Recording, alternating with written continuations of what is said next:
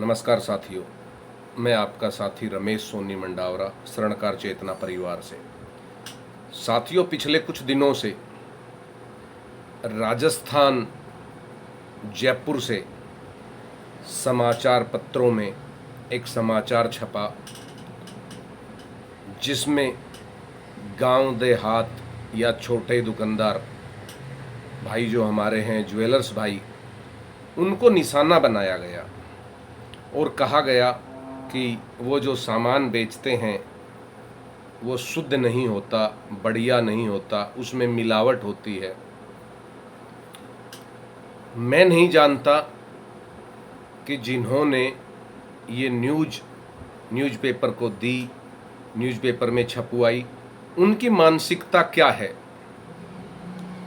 लेकिन मैं एक बात आप लोगों से कहना चाहता हूँ, यह जो न्यूज़ प्रकाशित हुई और जिन्होंने यह न्यूज़ प्रकाशित करवाई, उनके विषय में मैं एक बात कहना चाहता हूँ कि जब सोने का या चांदी का कोई आभूषण, उदाहरण के तौर पर जैसे ये अंगूठी है, अगर ये कहीं से टूट जाए तो इसे जोड़ने के लिए एक टांका लगाया जाता है, वेल्ड की जाती है, जिससे यह जुड़ सके, वह टांका बनाया जाता है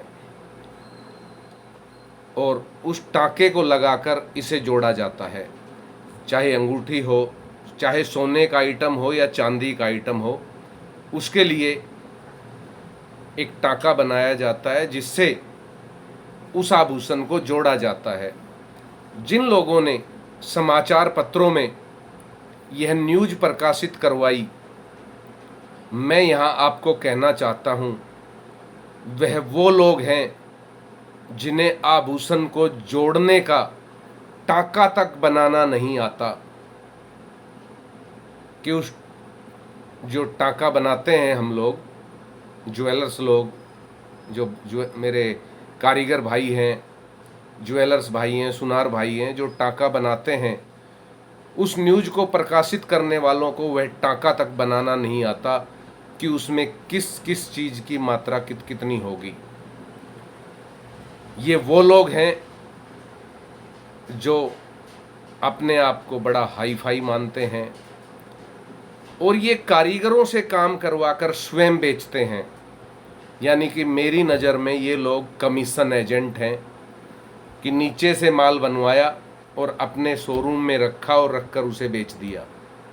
इन लोगों को यही नहीं पता कि इसकी शुद्धता क्या है, ये कैसे बनेगा, और ये आरोप प्रत्यारोप लगाते हैं मेरे ज्वेलर्स भाइयों पर, मेरे सुनार भाइयों पर।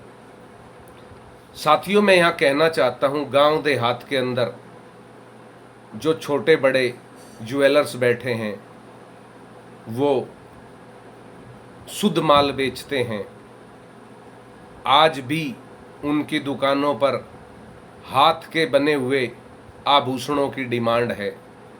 आप जितने बड़े बड़े शोरूमों में जाएंगे, उतने शोरूमों में मशीनों से बने हुए आइटम होंगे, लेकिन गांव देहात के दुकानदार भाई आज भी आभूषण हाथ से बनाते हैं और उनका अपने ग्राहकों के प्रति एक अटूट प्यार है, अटूट विश्वास है।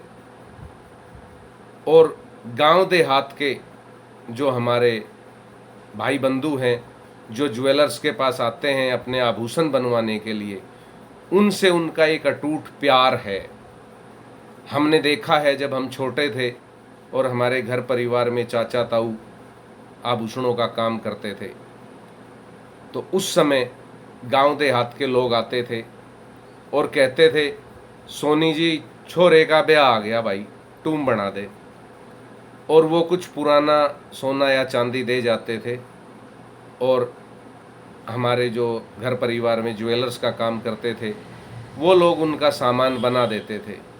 जब सामान बनकर तैयार हो जाता था तो वो लेने आते थे और कुछ पैसे दे जाते थे, और जो बाकी पैसे शेष रह जाते थे उसके लिए वो कहते थे, सोनी जी हिसाब करेंगे कुड्ढे पे।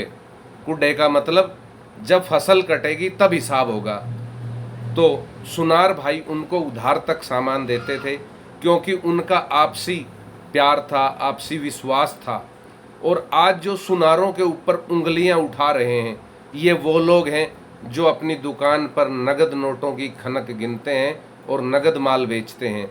इनके यहाँ कोई उधारी का काम नहीं है, इनके यहाँ कोई ग्राहक का विश्वास नहीं है, इनके यहाँ कोई आपसी प्यार नहीं है। इनके यहाँ तो केवल नोटों की खनक है, नोट लेके जाओ और माल ले आओ।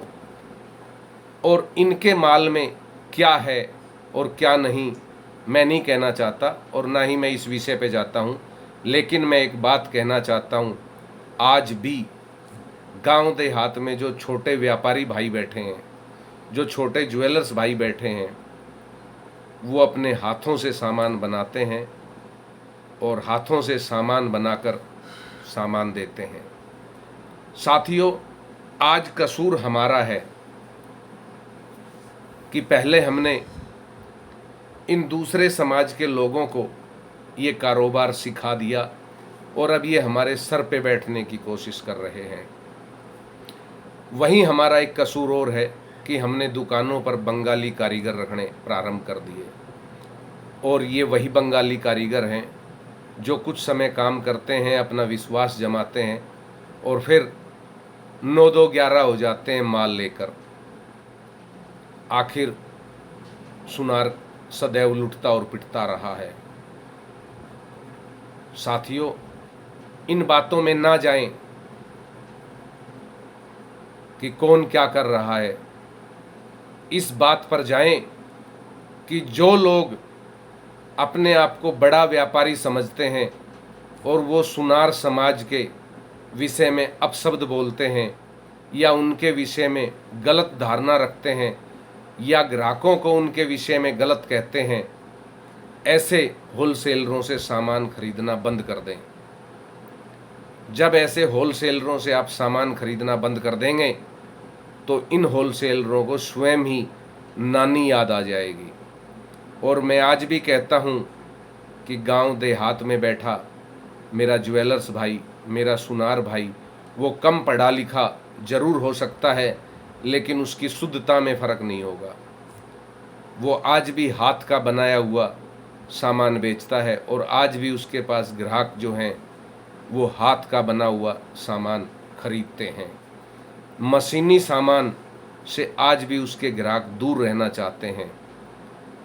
साथियों, जयपुर में से जो विवादित बयान आया, मैं उस विवादित बयान की घोर निंदा करता हूं और कड़ा विरोध करता हूं। और मैं राजस्थान स्वर्णकार समाज एवं जयपुर स्वर्णकार समाज के मठाधीशों से कहना चाहता हूं कि आप लोग आगे बढ़ें और इस तरह के विवादित बयान देने वाले जो भी लोग हैं उनसे बैठकर बात करें कि उन्हें क्या अधिकार है किसी समाज के विषय में विवादित बयान देने का। साथियों, हम एक थे, एक हैं, एक रहेंगे। और मैं यही कहूँगा समाज के मठाधीशों को कि शांतिपूर्वक आप बात कीजिए इन विवादित बयान देने वालों से कि भाई आपको क्या अधिकार है इस तरह के बयान देने के लिए। हो सकता है किसी एक आदमी ने गलती की हो, मैं नहीं कहता कि गलती नहीं की या गलती नहीं है, हो सकता है किसी एक आदमी ने गलती की हो, तो इसका मतलब पूरी कौम को बदनाम नहीं किया जा सकता। इसलिए मेरा आग्रह है मठाधीशों से कि वो शांतिपूर्वक चर्चा करें इन विवादित बयान देने वालों से, और इन से साथ ही मैं अपने समाज के अन्य बंधुओं से भी कहना चाहता हूं कि बंद कर दो उन होलसेलरों से सामान लेना जो आपके समाज के नहीं हैं। मत लो उन लोगों से सामान। क्या आपके समाज में कोई ऐसा नहीं है जो होलसेलर है? आप अपने समाज के बंधु से सामान लो। साथियों, गलतियां हमारी हैं, हमें उन गलतियों को सुधारना होगा, तभी आने वाली पीढ़ी के लिए यह ज्वेलरी का व्यापार बचा रहेगा, अन्यथा इस तरह के विवादित बयानों से इस काम पर एक बड़ा फर्क पड़ जाएगा। जय अजमेर जी की साथियों।